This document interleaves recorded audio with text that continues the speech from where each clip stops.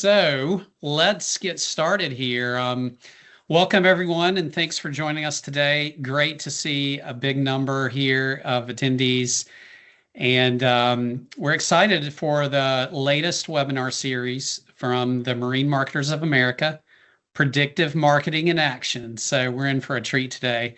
I'm Brian Chandler, the CEO of Commonwealth Public Relations, and I see a lot of familiar names and faces today of many of you guys that I know and I've worked with over the years. I am a board member of MMA and serve on the education committee, which is why we're all here today. Before I get into the introduction of our speaker, I want to flag just one housekeeping item. If you have questions during the program, we'll get to those at the end, but we want to ask that you put them in the Q&A by clicking the Q&A button at the top. Try to keep them organized in there. We will bounce over to the chat if questions come up in there, but try to keep them organized a little bit by putting into the Q&A tab if possible. And then we'll hit those when we get to the end of the presentation. So as we all know, AI is everywhere, and the understanding of how we use it day to day is evolving and changing. Guys, it just seems like hourly sometimes. So I'm excited today because this is rare. We get to go deep into a topic like predictive AI used for marketing. And to help us with that, we've got Dean DeCarlo, the president of Mission Disrupt. He's going to be speaking to us today on this topic. And his marketing agency specializes in paid media, analytics, SEO, and GEO, and of course, predictive AI. Precisely why you're here today, Dean. I'd be remiss if I didn't mention that Dean and his agency won a Neptune Award this year for one of the projects that they did last year for a client. And that really shows his professionalism and his agency's professionalism and leadership being recognized in our industry. So that's pretty cool. So in today's session, Dean's going to share how predictive analytics can be applied in real marketing environments to identify customer personas, inform creative strategy, improve audience segmentation, and of course, predict outcomes like conversion and churn. So with that, I'll turn it over to you, Dean. Thanks, Brian. I appreciate you inviting me, and thank you, Catherine, as well, and the rest of the committee at the Marine Marketers of America. So guys, today, what I really want to go over is just how do I make predictive AI feel practical for you guys as marketers? Because like you, whether we're just starting to explore it or are already using it in more advanced cases, it can be daunting, right? We hear the boardroom and the leadership teams pushing us into this world where AI seems to change every single week, if not every single day. So my goal here is to show you how predictive analytics can be applied in your marketing workflows, and essentially how I kind of came to turning to predictive marketing. But before we get started, I thought something, I just kind of want to make one thing clear of what I am and what I'm not. And I'll start with what I'm not, because I'm not an AI guru by any means. I'm not one of those people on LinkedIn that is talking about downloading my revolutionary 14-page guide claiming AI is going to fix, bad marketing, because it absolutely doesn't do that. But instead, what I want to tell you is like who I am, which is a marketer just like you. For the last 10 years, I've been leading Mission Disrupt, which is a performance agency. And in the last 4 years, I've been really active in testing predictive AI in real time. We are a winner of the 2025 Best of AI Award, and I just want to shout out Cito, who's an amazing client. And really, what we've been using predictive AI for is to basically save time, improve efficiency, kind of create advantages for our clients. And the way that I look at this, it's like, why did I choose AI? It's so that, essentially, what we've, or the lens I want to apply this to is just, how we've used the technology. I want to go over the problems that I ran into as a marketer, because again, I've been doing this for 4 years, and then how I solved some of those problems. And then of course, going through some of the tactics that we've used for many of our clients. So we'll kind of start off with some theory, but then we're going to kind of get into the meat and potatoes of how marketers today are using predictive AI. So To start off, why I personally turned to AI, I was really most interested in using it as a way to enhance the performance services that we offered at our agency, particularly around our paid media division. So I kind of turned to AI to solve very specific problems within our organization's marketing workflow across different clients that we saw consistently came up. The first was understanding our customers better. How could we do that? Second was empowering personalization at scale, something that in the past really took a lot of man hours to do, increasing the performance overall of paid media, and then finally kind of tying that marketing to sales loop and enriching that sales experience. So I wanted to make sure that the things that we were doing in marketing really had this downstream effect into sales. And then, of course, how it impacts our business from a revenue standpoint. So for what we're going to cover, I'm going to explain just why predictive analytics really matters for marine marketers. And then I'm going to simplify what that means in marketing context. And from there, I'll go through more tactical use cases, right? So we're going to go through things like persona identification, how that impacts creative development, segmentation and targeting, how we've used that data to help power things or amplify like our custom GPTs and ChatGPT, and even how we're using those audiences in campaigns. And then I'll kind of ground it with just some case studies that we have so that it becomes very practical to what you're doing right now. So the way that I think about predictive analytics and why I feel like it matters now is because marine marketers deal with the same pressures that most marketers are feeling in the world right now, right? Our media costs are high. Audiences seem to be more fragmented than ever before. Channel targeting is less reliable than it used to be. And of course, like we only have so many hours in a day. And really, all of this is amplified by what leadership is expecting from us to deliver. And of course, what the consumer is expecting. And when I'm talking about the consumer, what I really mean is that companies like these that I just put up on the screen, they're really setting the bar for building the benchmark for what a great experience is and what great marketing is. And they're really good at it, right? And what they're really doing well at its core is that they are creating these highly personalized experiences to us that comes through from their advertising first, but follows through in the delivery of the products that they have. And when you look at the things that are powering this, like what makes these companies pioneers is that they were very quick to use predictive analytics to get their company to stop reacting to what was happening within the market, to making better decisions on what was likely to happen next. And that's kind of where they kind of gain that momentum.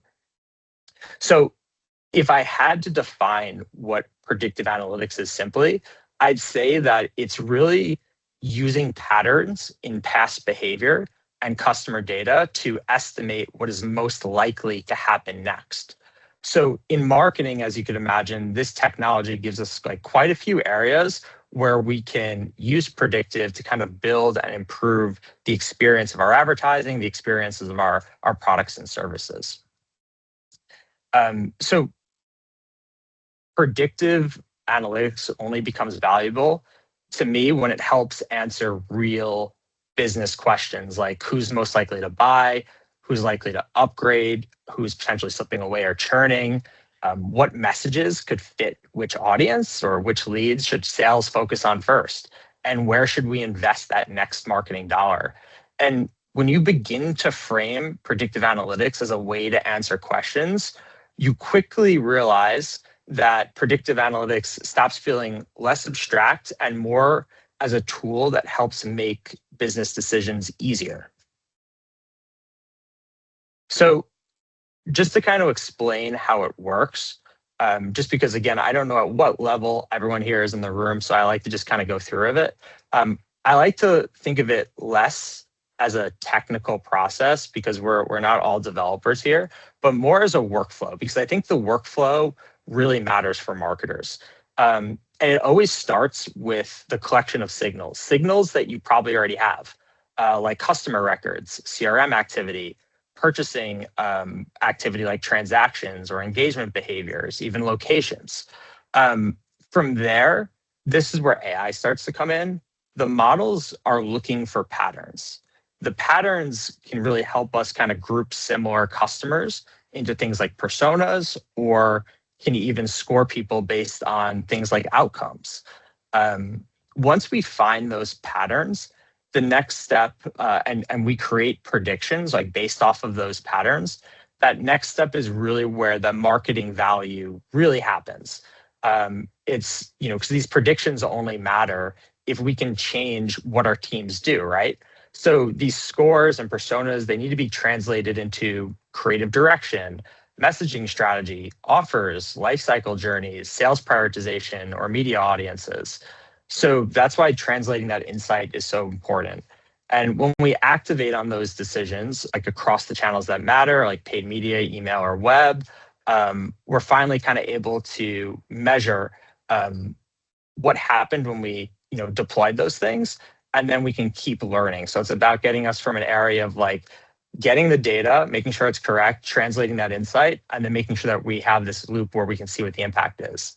But simply put, predictive modeling, it's not just a model, right? It's the workflow. The way I look at it, it's the workflow that turns the model output into better decision makings. So the point for us is to not predict everything, because there's so much that you can do with this technology. The point is to predict the decisions that are going to create a better, more meaningful marketing outcome. And we'll go through some of what those examples are. But first, kind of understanding like predictive marketing does start with usable data. That's really important in terms of the concept you have to understand. So you need enough meaningful signals to connect customers and behaviors with outcomes. So that includes anything like the identity of the customers, right? That could be mobile, the mobile number, name, address, transaction history, geography, all the things that I went through in that past slide. And the reason why the data is so important is because like every data point that you have could potentially be like the link that helps the model unlock value to start identifying like the traits that actually help explain customer behavior and where to build from there. However, what I found was that like usable data was actually the first issue that I ran into when it came to predictive modeling. And what I often found was either data was incorrect or it was incomplete. And like that saying of garbage data in, garbage data out is a very true statement, especially in predictive, because it will just amplify that bad result. So yeah, that kind of led me to the first problem that I faced, close to 5 years ago, which was realizing that while our clients had really great like personal identifiable information and transaction data, most organizations actually lacked like real demographic and behavioral data that would unlock some of that value. So this was something that we kind of just saw at scale, and it's something that you're likely going to face too if you try to go into like this predictive analytics, predictive AI route. So that led us to that first problem, and how we kind of overcame that. And what I'm going to go through, guys, is just give you the problems that we faced and then some of the solutions of how we fix that problem. And the reason I'm going to go through that again is just because like this has really taken years to kind of get down. So if we can just kind of cut that time for you guys and kind of show you some of the pitfalls that we ran into, I feel like that's going to be super helpful. So the solution to figuring out the missing data was to actually go into something called an identity graph. And an identity graph is basically like a database, a collection of life events, financials, hobbies and interests, behavioral data. And it was a way that we could link all of our clients' first-party data with third-party data that would, that our clients didn't have access to, or quite frankly, like customers may not give you. Like a customer might not tell the company that they buy a boat from about the properties they own or what their hobbies and interests are. They're probably going to think that that's invasive. So that's why things like identity graphs exist. So the idea here was that we would mix that first party data with third party consumer data that I would have access to this broad array of what we call traits. And then we could assign those traits to the correct customers or households based on that identification data. So just as a broad, or just as more of a visual cue, we took that identifiable data from the customers, and then we enriched that using the identity graph. And there's a lot of technologies that do this, by the way, and I'm not going to get into those technologies because we would just go down a rabbit hole. Like, that's a whole other webinar. So instead, I'm going to keep this theoretical. So yeah, we basically enriched that data using an identity graph, which again matches the customer records with some of the largest data warehouses in the world. And this kind of really helped fill in the blanks. And you can see that here, right? Like, if you just have name and email, there's so much that you might not have. And why what you don't have is important, and why I'm honing in on that is because what we find in Predictive is that it needs to latch onto the attributes of the traits that make up a customer. And generally what we find is that there's actually 25 to 30 traits that make each of your customer segments very unique. So if you don't have this, let's say, contextual data outside of the identifiable data, what you're going to see is that the model becomes less effective. So at base, this is why it's kind of important that we kind of fill in those gaps.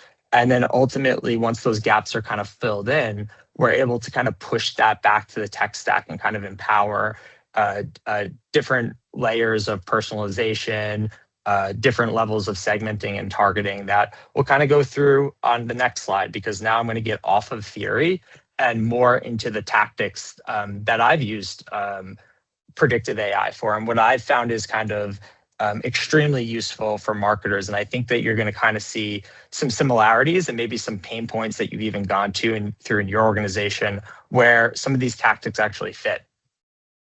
So the first tactic that we typically see, and it's probably one of the most common use cases, is that we use predictive analytics to identify the customers or prospects into distinct personas. And many people here probably use market research, and I love market research. It's great, but the reality is that we don't always have the budget or the time to wait for those results. So for us, doing persona identification was important because in 24 hours, we were able to kind of use something called cluster modeling to group people by shared traits and behaviors. And that helps reveal patterns that a human strategist can act on. And that's exactly what you're seeing in this image to the right, where you might have, let's just say it's 100,000 customers. You can then segment them into 4 or 5 personas, and you can kind of start to see the differences between each persona. So the really important thing, and just to connect it to the previous slide, is that like these personas are not based on any type of like workshop assumption or surface level demographics. Like, it's really built on this contextual data so that we can assign a user or a customer or a prospect a persona in real time. So that means even if we get a new lead, we can assign a persona to them, which is really powerful, because at the end of the day, personas, as we all know, it can really uncover motivations, behaviors, and differences that would make it, that would be really easy to miss otherwise without having both that first party and third party data, with that third party data being the identity graph.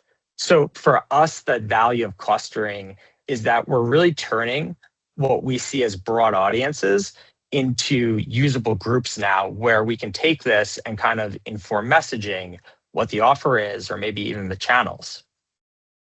Right. So that leads us to tactic 2. And this is kind of where I begin to see a pretty big drop off in how data is typically used, because they will typically use something like personas to segment audiences. But what I see as a big drop off is that they then will run the same generic creative against each one of those personas. But the tactic that I like to do is saying, like, listen, we've done the work to build the personas. Let's make sure that we're using that insight to shape the actual creative build out, if that makes sense, right?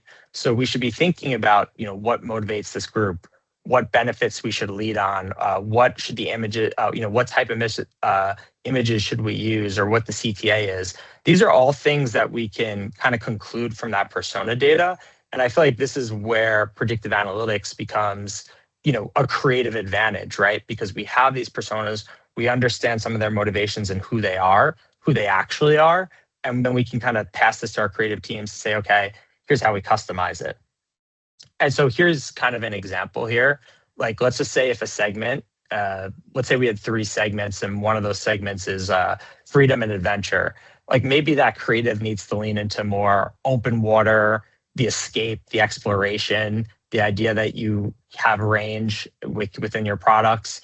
Or, that type of messaging is going to look very different than something that's family focused, right? Where maybe, you're leading with comfort, togetherness, ease, memorable days on the water. Like those are just 2 distinctly different ways, 2 distinctly different groups. So we want to make sure if we've applied those persona labels that we're really passing that through to the creative teams so that we can strategically think about how we map out individual messaging for them and, ultimately let the team decide a better way to create the advertising, and they can kind of figure out what to say from there. As a practical example, in terms of how persona modeling is also used, and kind of what we run into is that how do we use this persona, let's just say data, to kind of empower personalization, right? The question really becomes like, how should the experience change? And this is where I feel like persona data becomes really powerful across mediums like email and website efforts, because the same insight that tells us the traits of each segment can now also be used to inform like how we build out nurture sequences. It can help shape, subject lines, hero copy, CTA emphasis and proof points, even which objections that we have to address first, right? So you can even see in this example on the right, and this is a really small workflow, but that those yellow diamonds, this is actually segmenting one of our clients' emails based on persona type, and they have 4 personas. And these personas can then dictate a certain level of messages. We have one client that has 5 personas, and one of their email flows contain over 200 sets of emails because it backs into that persona data. So when I was talking about the scale at which like Spotify and Netflix and Amazon are deploying things like that personalization, they're using predictive to create those labels to do that, right? So the goal here is really, to make that experience feel more relevant based on what the data tells us about, those motivations or their behaviors. And here's another example, right? The way that we talk to financial marketers are going to be very different than marine marketers or franchise marketers. So this is an example on the web where we can dynamically change out some of those things. And this is from our own site, but you kind of get the idea here. Like, I just want to get you guys to think about how these tactics are actually applied in the real world. Because, I mean, if we had to create and go through our databases and individually tag everybody, I mean, it would take us years to do that. But Predictive does that again in a span of 24 to 48 hours. So super powerful in terms of how it can scale out personalization. Tactic 4, and this is like one of the more practical and exciting use cases right now as well, because if you're like me, like maybe you talk to ChatGPT even more than your team members sometime in a given day. It's sad to say that, but the reality is like ChatGPT, Claude, these guys are our sidekicks, right? And they're great at a lot of things, but when you really look into it, they're actually just like surface level great at everything. So what we found is that once those personas are created, you can do things like download that data or export that data, and you can import it into your ChatGPT. You can do a custom GPT and basically create like a strategy assistant.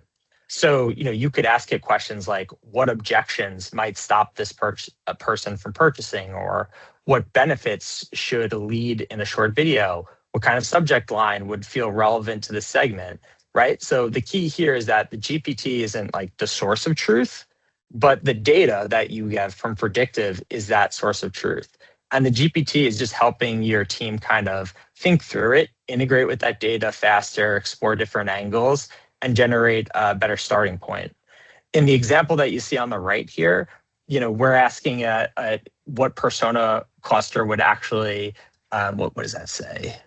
Is more likely to use a big box store like Target, right? So we're thinking about something that's very strategic and asking it to kind of sift through the data.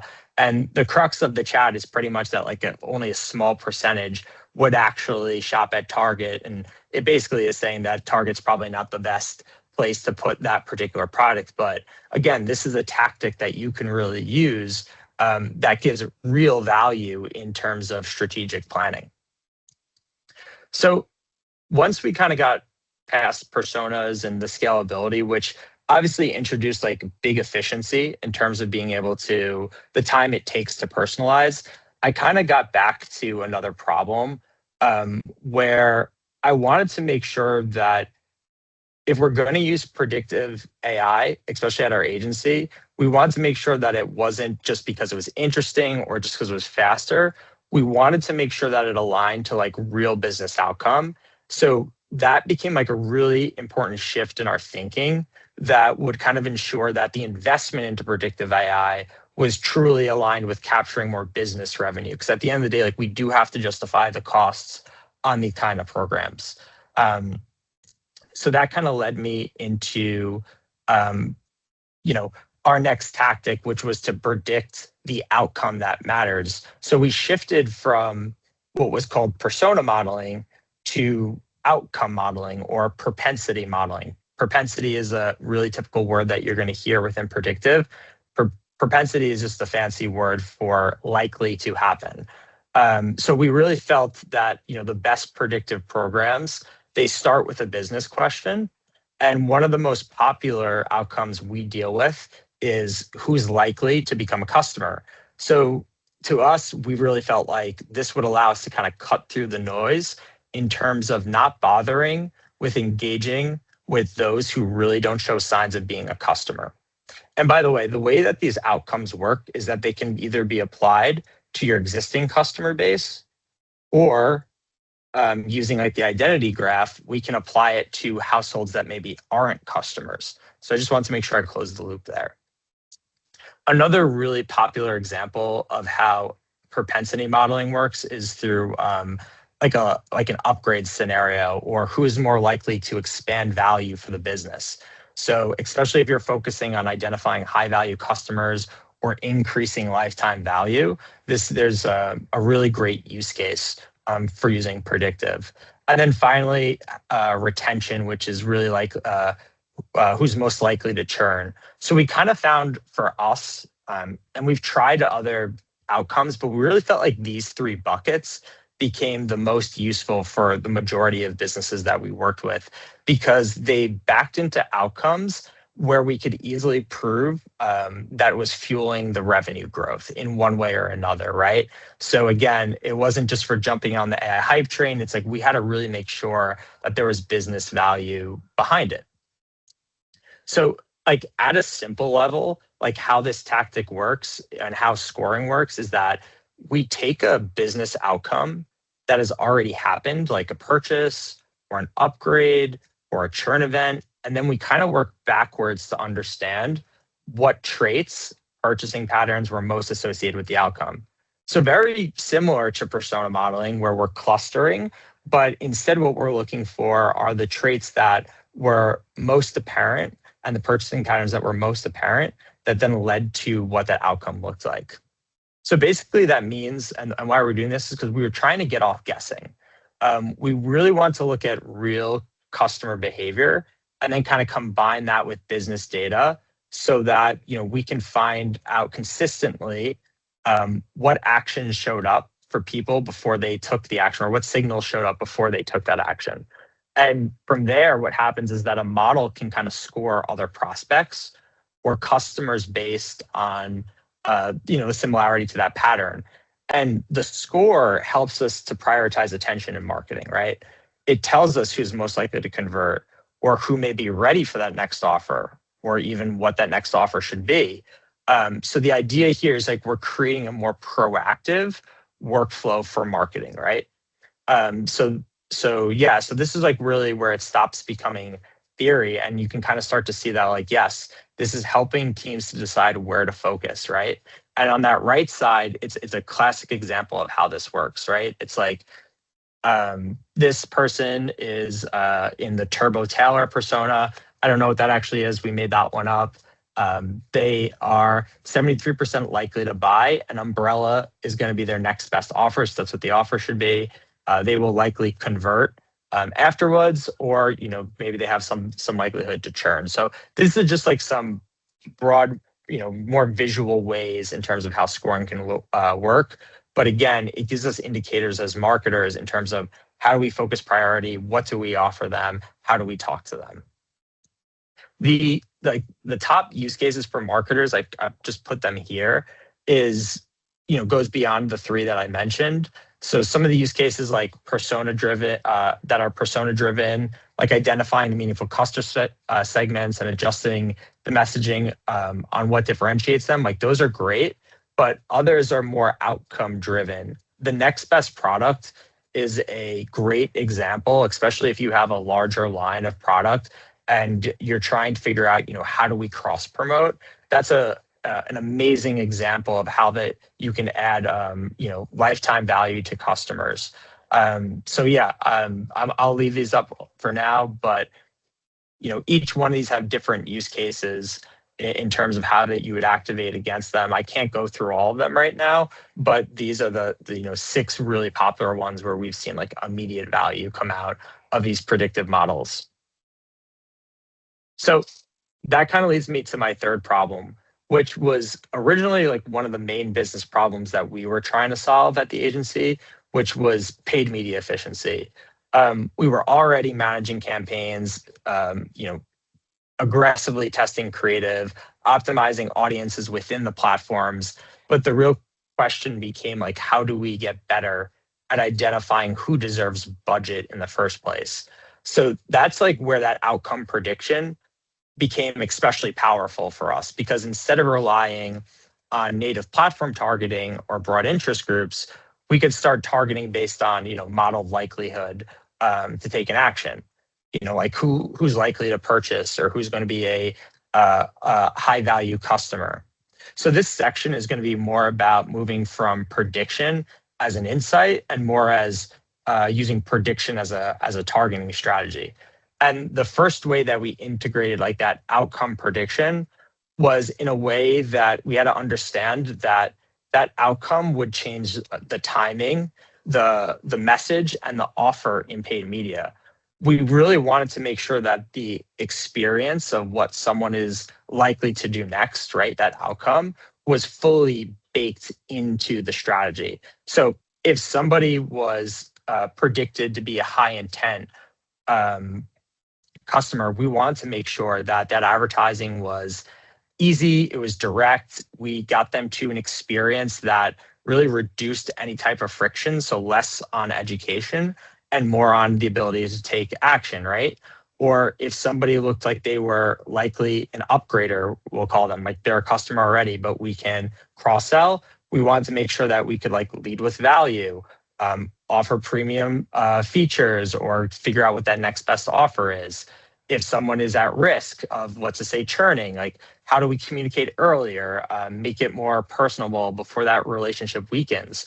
Or if somebody's high value but quiet, that might call for more proactive touch points before the buying window closes.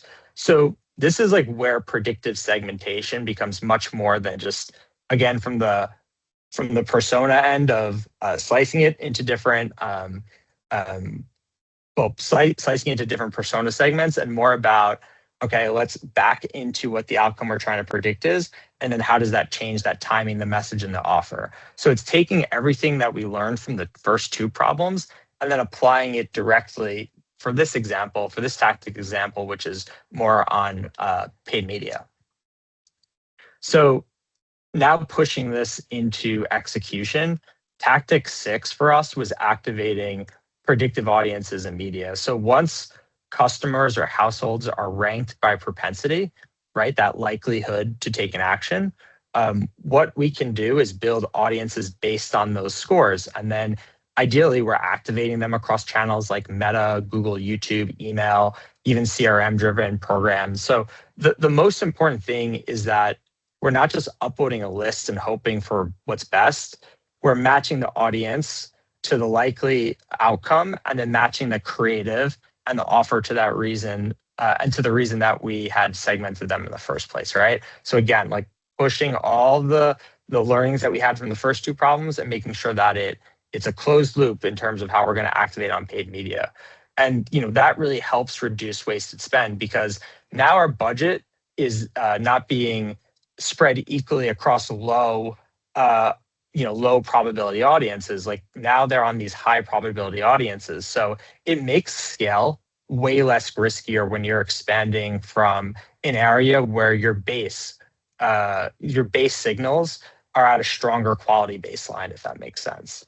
So again, like the score is not really the point here, but it's more about the activation is better now because of all of the inputs that we're putting into these platforms. And just so you kind of understand this like broadly how it's working, right? It's like you have this predictive outcome, and now these audiences can be used across multiple channels, not just one, right? It can be used across social, display, direct mail, CTV, even direct mail channels, where we've seen a really good lift in ROAS there. So the idea here is that like we are having this coordinated audience effort across all of the channels, right? And this is where that compounding value starts to show up because these channels aren't acting independently anymore. And just to go back to the problem set that we had was we've found that targeting has gotten weaker over the years, and Google's definition of somebody interested in boating can be very different than TikTok's definition of somebody interested in boating, or Snapchat's definition, or Meta, or so on and so forth.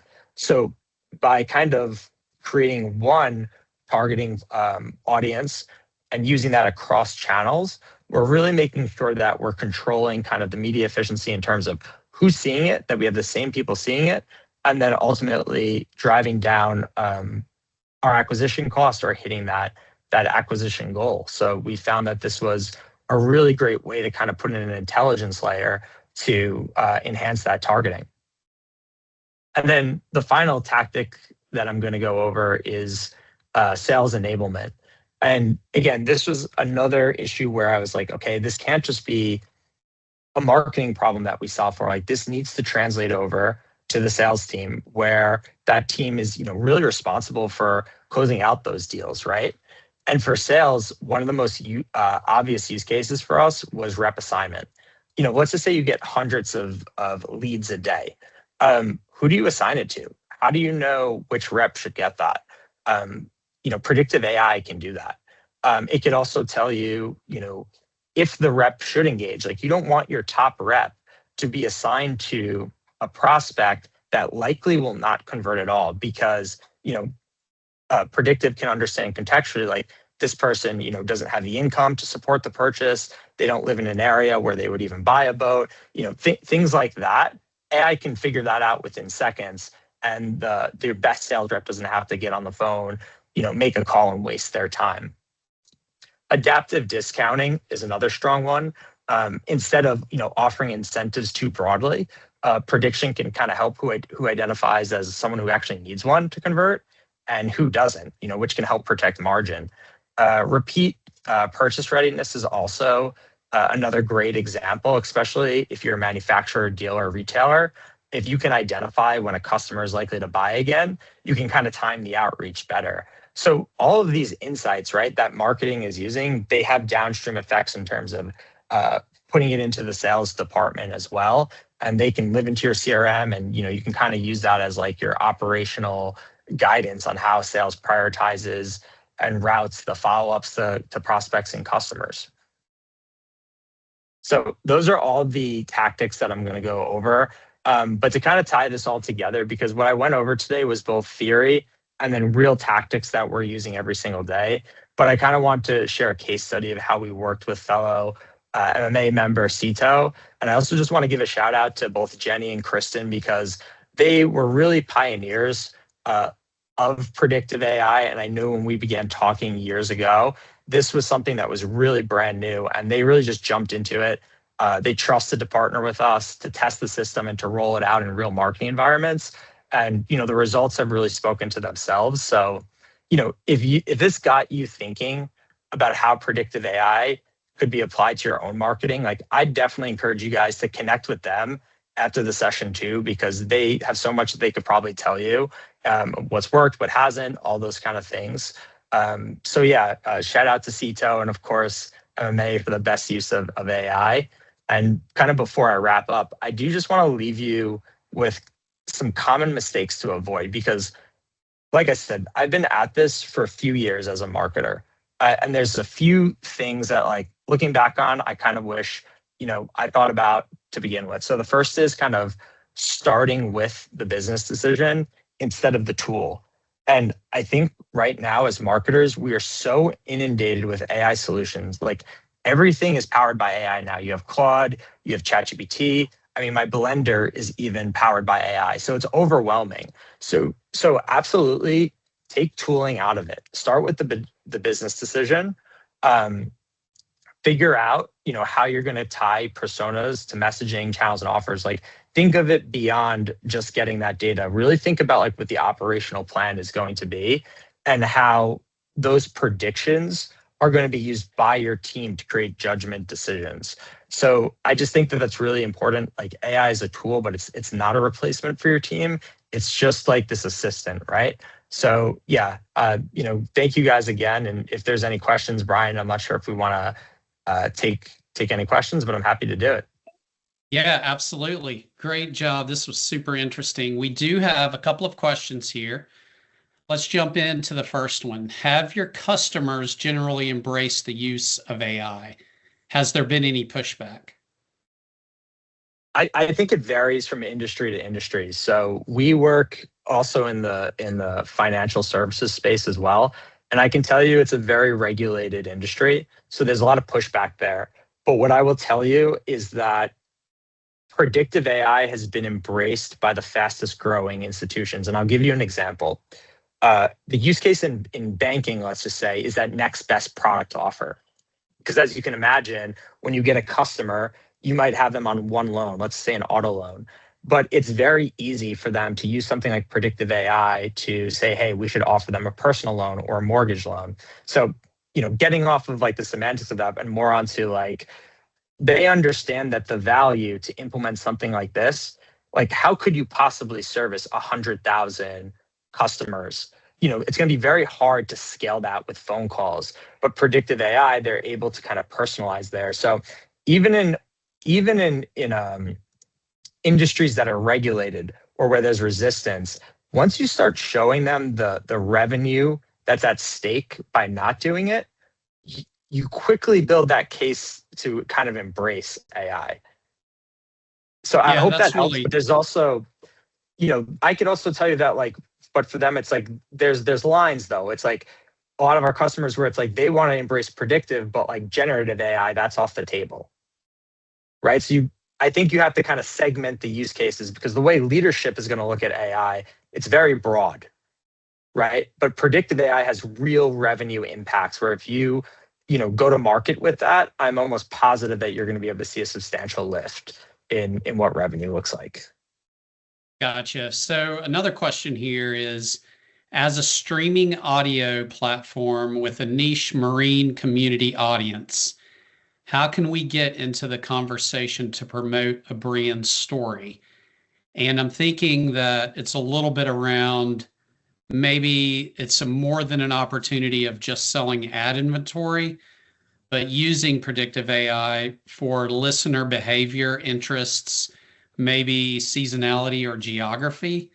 I'm trying to read into that a little bit more, but does that make sense?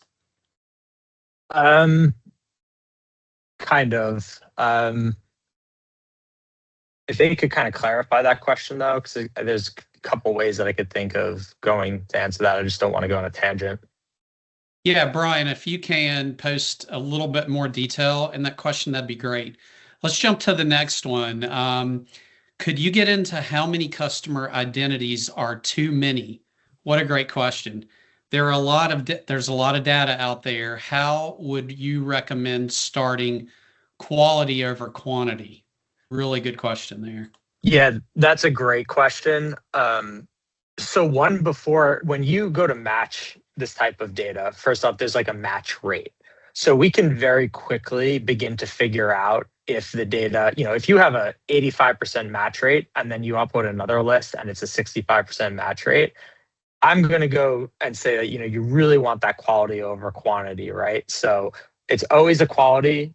It's always beginning with quality, because if you put garbage in, you're going to get garbage out, right? So that 65% match rate compared to an 80% match rate, there's a difference there in the amount of signals that you're going to get. So having a high quality match rate into these platforms is important, because the signal gets stronger, if that makes sense. So I would definitely say if you could do some cleanup and focus on the quality of what you know is accurate, that's great. And you will definitely see a difference in how those models will perform. Okay, and she also had another good follow-up. How do you recommend approaching piloting this strategy in an automation capacity, especially for an organization who has both retail emails and sales automation capacity? That's a great question. So I think the persona examples that we first talked about, that's your low-hanging fruit, Morgan. So right now, do you guys have the capabilities where, and I'm assuming this is a retailer, so forgive me if I'm wrong, but I'm gonna use this as an example. Like if I went onto your website today and I bought, and I'm a first time customer, like in 24 hours, would you know what persona I am? And if the answer is no, then I would say, okay, that's your first use case. Because if you can assign me a persona and then, in a week begin to cross sell me based on the data that maybe you don't have, but you would get from Predictive, I think that's a really powerful tool, right? So, and it's the Amazon effect, right? And I think what we don't realize is, because it's become such part of everyday life, is that, Amazon makes it look easy, but all of this is being powered by predictive analytics. And this is how they're doing that. That's how come when you log onto Amazon, my account looks very different to yours. So yeah, I think I would approach it by doing some type of persona exercise first, so you can see the capability in terms of efficiency, and then you can begin to prove to leadership of like how this has downstream effects, which would be in your email marketing, right? Which is, I think that's exactly what you'd kind of mentioned in that question. Okay, well, a couple more. Brian did get back to us for clarification. So he was saying, do predictive systems perform differently in lifestyle and relationship-driven industries like boating, where trust and repeated awareness matter more than immediate conversions? I think it amplifies lifecycle marketing. And sorry if I made it seem just about conversion, but it's absolutely not just about conversion. Because if let's just say you're in boat sales, right? Obviously, that's going to be a long tail sale. I mean, people could be looking for 3 years. They can be looking for 6 years for boats. I mean, heck, they could be looking for decades waiting for retirement. But understanding which customers are ready to buy and which customers need nurturing, Predictive is good at that too. And it can be great at segmenting who those people are so that you put them like in the right nurture sequences, if that makes sense. So it's actually a way to amplify it more intelligently instead of trying to guess it, right? Or make them raise their hand, right? Because like Amazon, it's like we're not raising our hand that we want this next best product. They're often just serving it to us, right?